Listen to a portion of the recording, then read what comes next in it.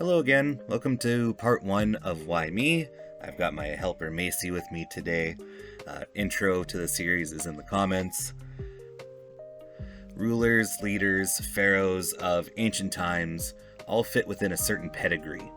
This pedigree included characteristics like physical stature, height, musculature.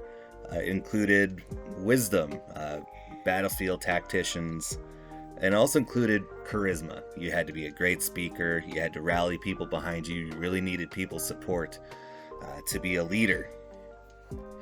The first person we're talking about in this series is Moses. Historically, Moses didn't fit any of these categories.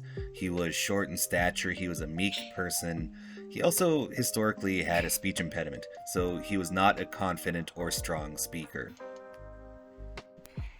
In many ways, he was the anti-leader. He wasn't the person you would think that would lead a revolt or a revolution.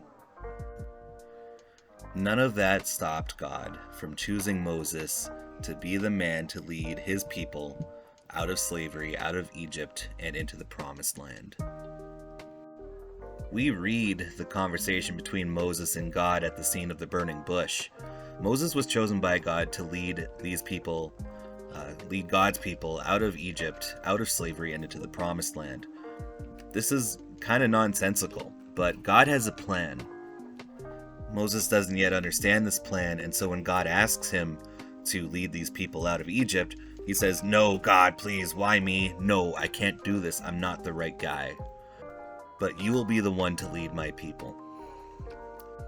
And as we go through the first few chapters of the Old Testament, we see that Moses endures the plagues. He regularly faces and confronts the Pharaoh and ultimately succeeds in having God's people released from Egypt, from slavery, and beginning this journey to the promised land. God has this silly characteristic that he doesn't often choose us for our strengths. God likes to choose us for our weaknesses.